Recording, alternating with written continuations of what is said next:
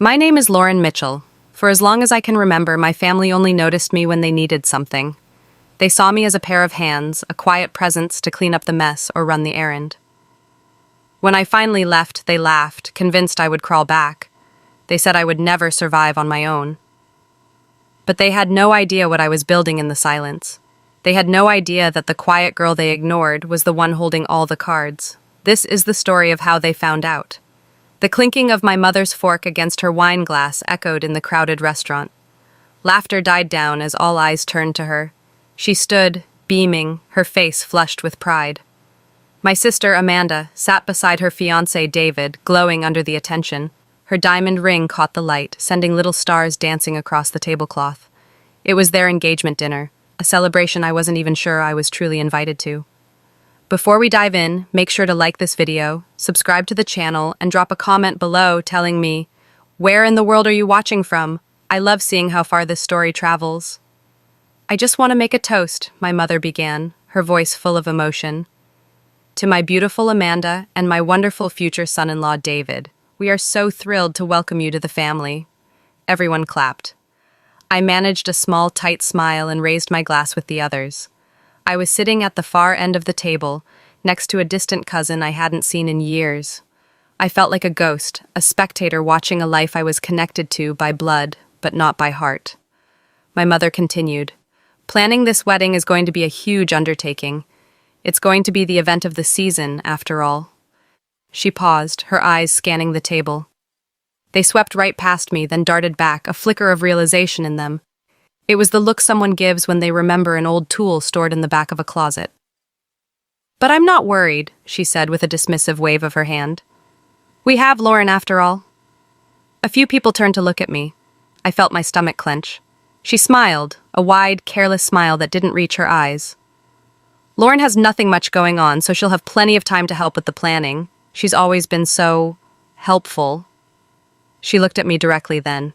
"Right, honey? At least you'll be here to help your sister." The table erupted in soft, polite laughter. It wasn't mean-spirited laughter, it was worse.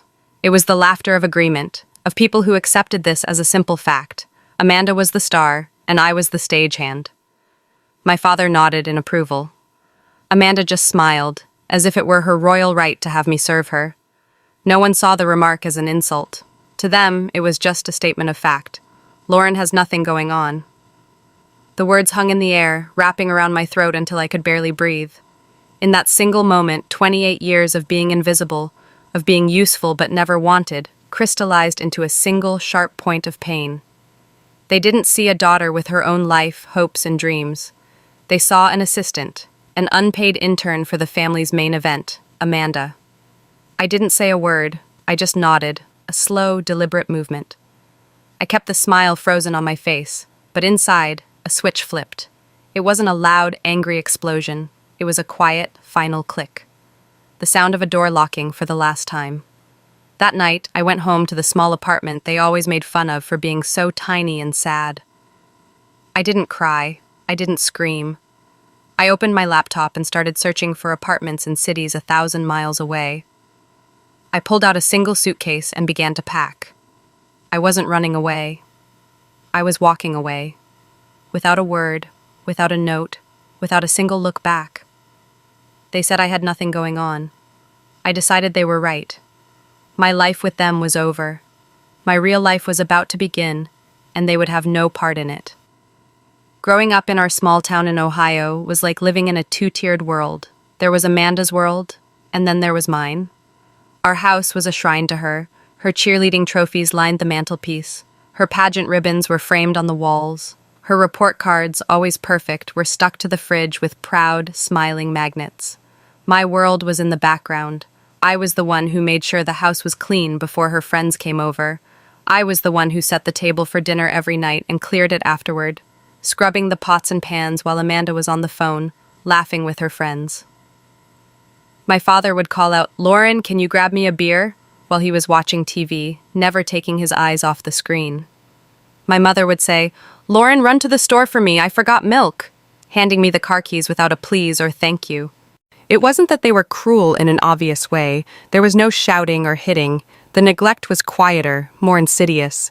It was in the things they never said. They never asked about my day. They never came to my piano recitals claiming they were too busy, but they never missed a single one of Amanda's cheerleading competitions. On my 16th birthday, they gave me $100 bill and a card. For Amanda's, they threw a lavish party with a DJ and over 50 guests. I learned early on that my value was tied to my utility. If I was helpful, I was tolerated. If I got good grades, it was, "Good, Lauren, that's nice." If Amanda got good grades, it was cause for a celebration dinner. I was practical, and she was precious. I remember one Christmas when I was about 12. I had saved my allowance for months to buy my mom a delicate silver locket I knew she'd love. Amanda had forgotten to get her anything. On Christmas morning, I watched my mother open my gift. She smiled politely and said, "Oh, that's thoughtful, dear," before setting it aside. A few minutes later, Amanda rushed in with a clumsy handmade card she'd scribbled on a piece of construction paper. "Oh, sweetie," my mother cried, pulling Amanda into a huge hug. "This is the most precious thing I've ever seen. I'll keep it forever." She taped the card to the center of the refrigerator. The locket stayed in its box on the end table, forgotten. I learned to live with the ache of being second best, of being an afterthought. I poured myself into my schoolwork, not for their praise, but because the library was quiet and the books didn't judge me. They didn't have a favorite. I found a strange comfort in my invisibility. If no one was looking at me, no one could be disappointed in me. I told myself it didn't matter, but it did. Every single time it did. This dynamic became a part of our family's DNA. I was the reliable one, the responsible one, the one you could count on to do the dirty work. Amanda was the charming one, the beautiful one, the one who was destined for great things. My role was to support her, to clear the path for her. I was the foundation of the house, buried underground, essential but never seen. And I was tired of living in the dark. The engagement party wasn't just another example of their favoritism. It was the final confirmation of my role in the family. The planning for it had started weeks before.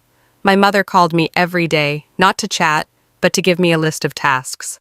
"Lauren, I need you to call the caterer and confirm the menu. Here's the number." "Lauren, can you pick up the floral arrangements on Saturday morning? Amanda is getting her nails done." "Lauren, David's parents are very particular about their wine. Could you go to 3 different stores to find the exact vintage they like?" I did it all. I ran the errands, made the calls, and organized the details. I did it because it was expected, because saying no would have caused a storm of guilt and accusations that I just didn't have the energy to face. I told myself I was doing it to keep the peace. The day of the party, I spent the entire afternoon at my parents' house, setting up tables, arranging flowers, and polishing silverware. Amanda floated in around 4 o'clock, her hair and makeup perfectly done. She looked at my work and said, "Oh, this looks great, Laure. You're a lifesaver." She didn't offer to help, she just went upstairs to get into her dress. It was only when guests started to arrive that the full weight of my position hit me. My mother greeted people at the door, her arm linked through my father's.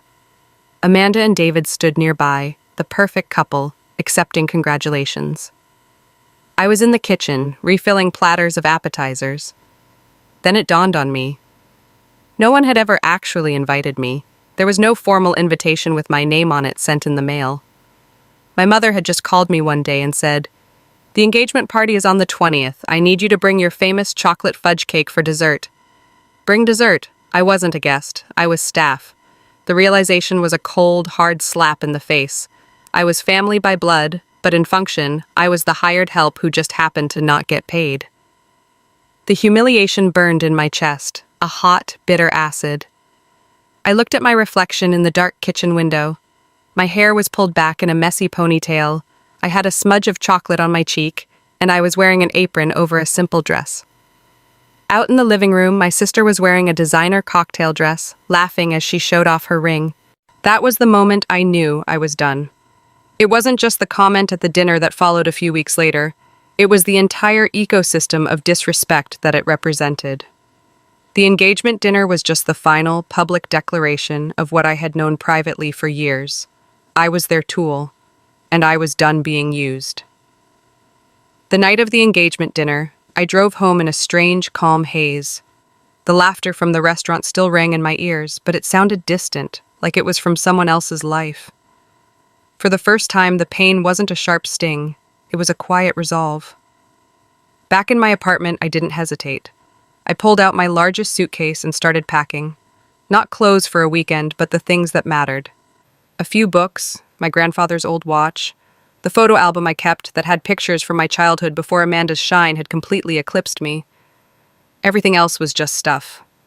The next few days were a blur of calculated, silent action. I called my landlord and broke my lease, willing to pay the penalty.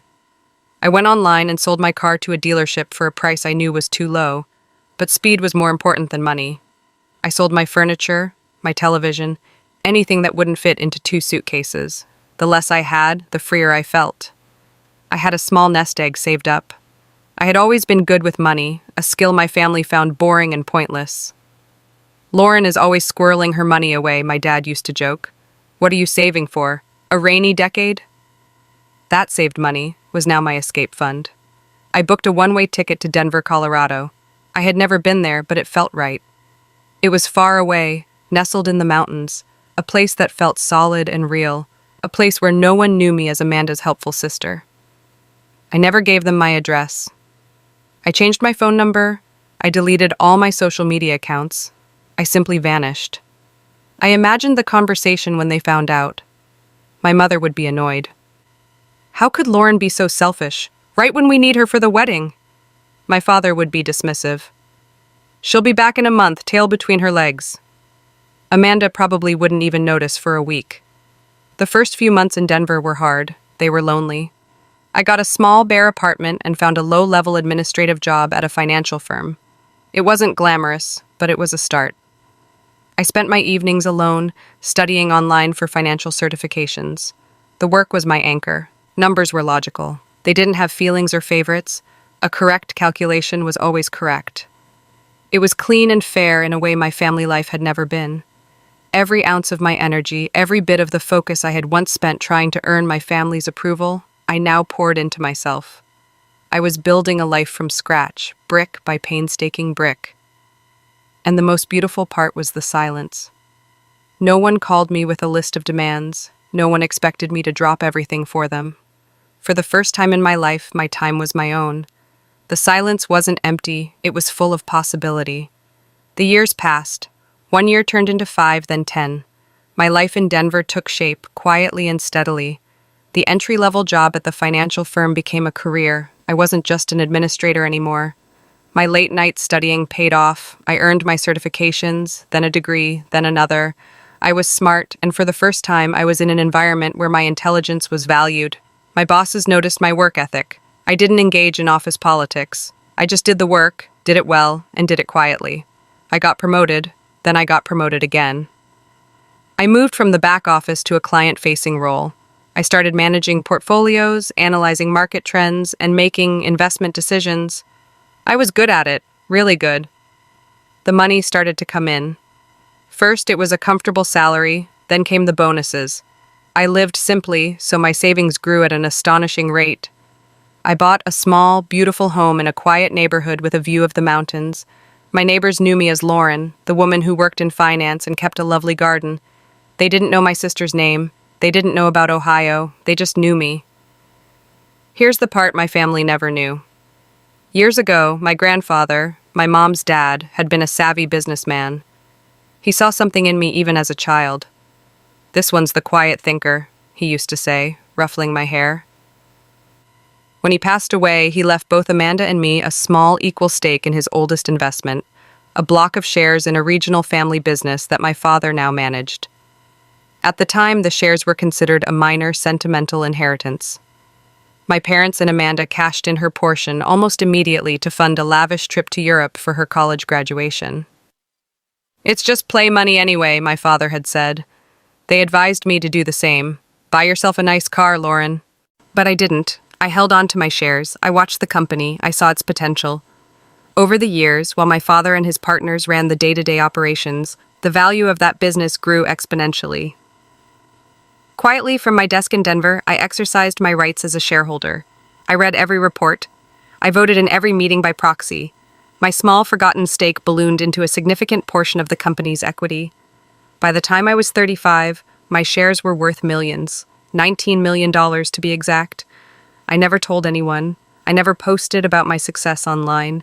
I didn't buy a flashy car or a giant mansion. My peace came not from the money itself, but from the security it gave me. It was my secret shield.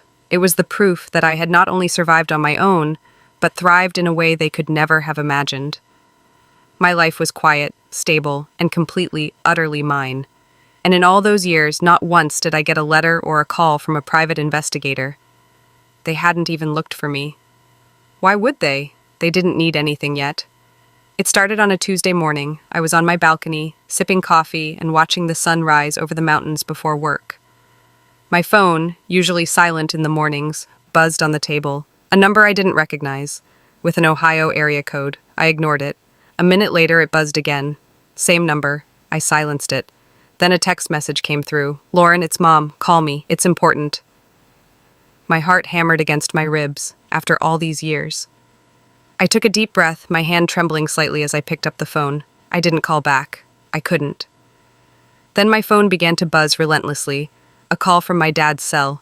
A call from Amanda's. Back to my mom. They were passing the phone around, a frantic, coordinated attack.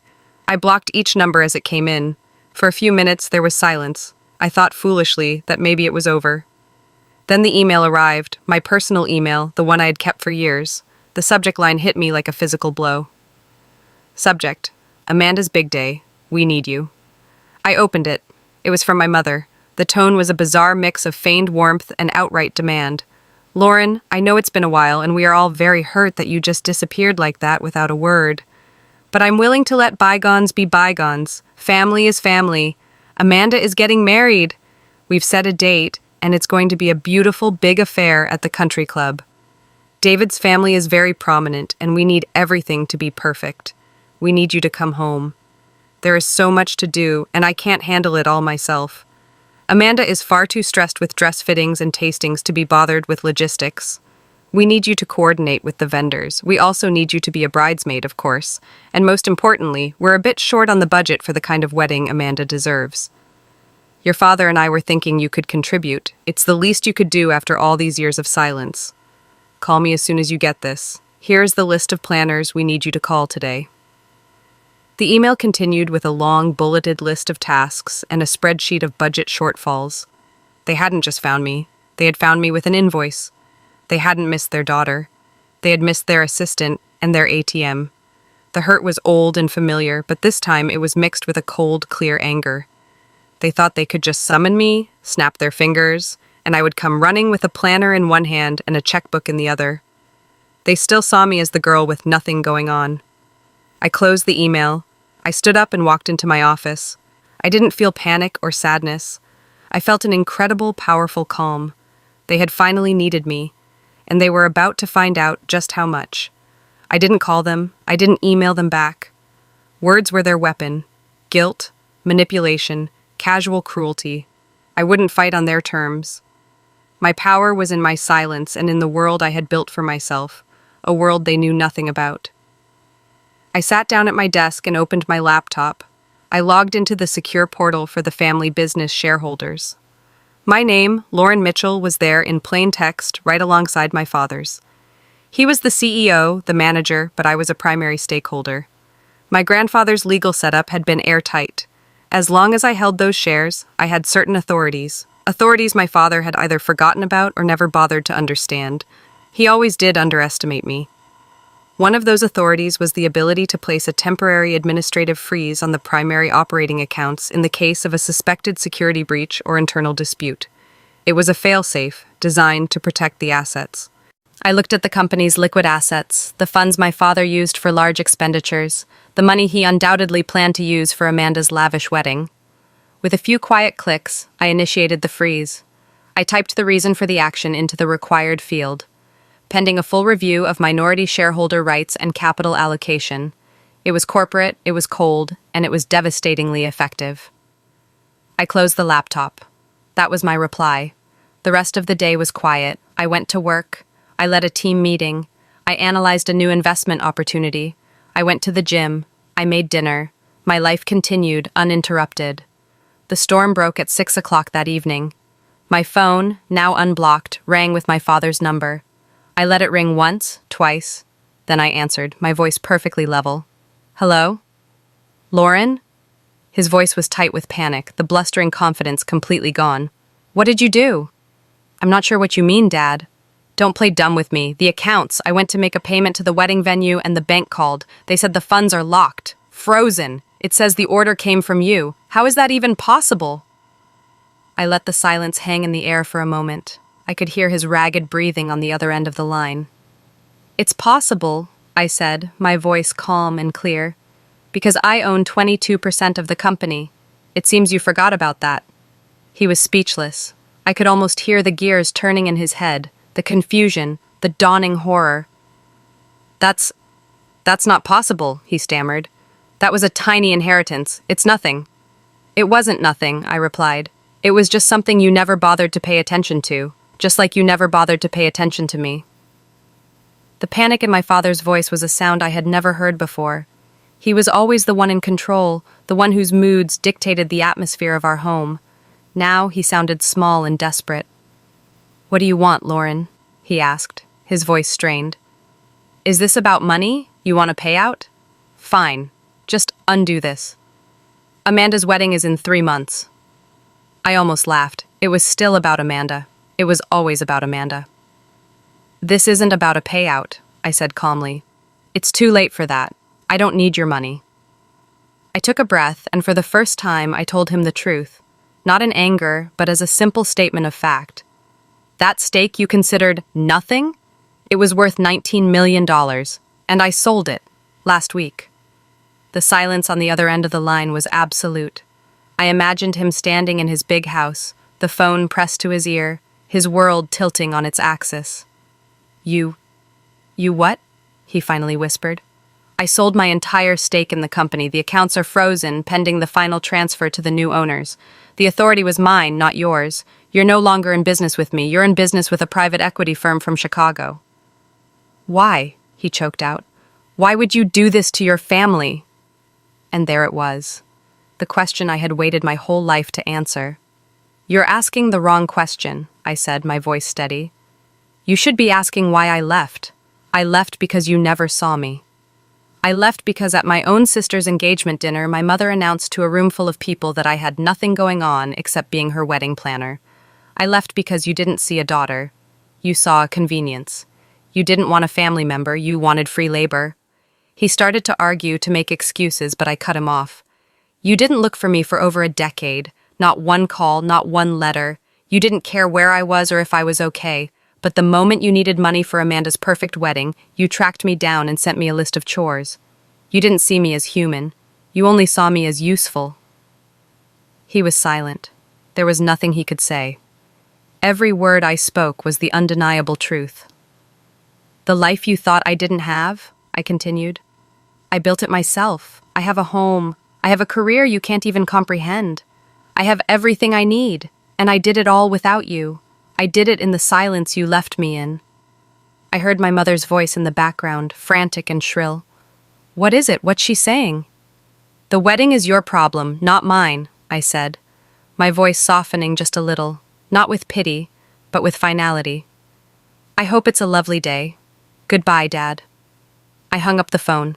I didn't block his number this time. I didn't need to. The connection had already been severed, not by me, but by them, a long, long time ago. The calls and texts didn't stop, but their tone changed.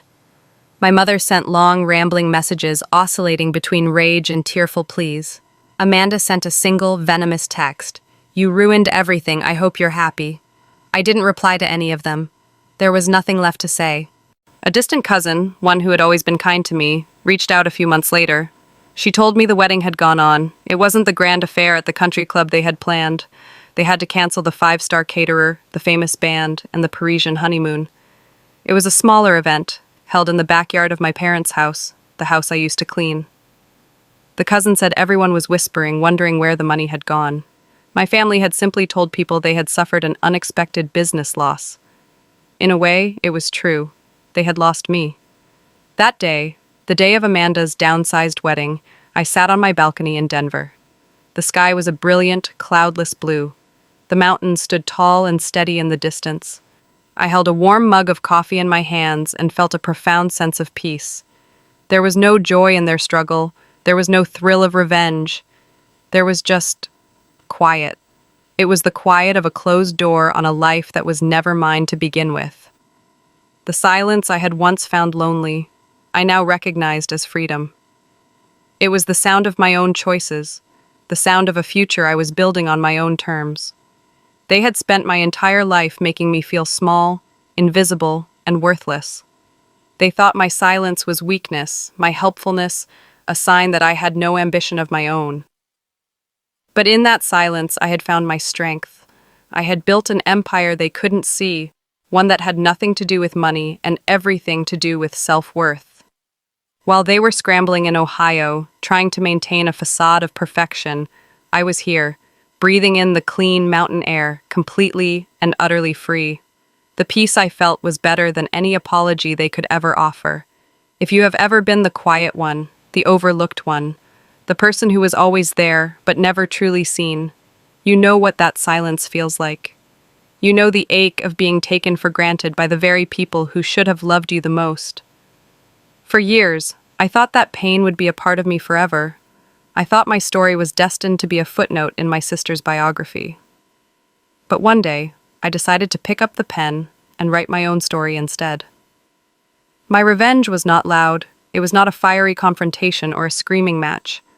My revenge was the quiet click of a mouse, the sale of a stock, and the purchase of a life they could not touch. It was the peace I found in a city they didn't know, surrounded by a quiet respect they never gave me. Sometimes the most powerful thing you can do is to stop begging for a seat at a table where you are not welcome. You can walk away and you can build your own. And if this story felt real to you, if it touched that part of you that has ever felt invisible, know this. Your silence is not emptiness. It's potential. It's the space where you can build a life so full and so bright that you no longer need their light to see. My name is Lauren Mitchell, and my greatest accomplishment was not the money I made, but the silence I finally learned to fill with my own peace.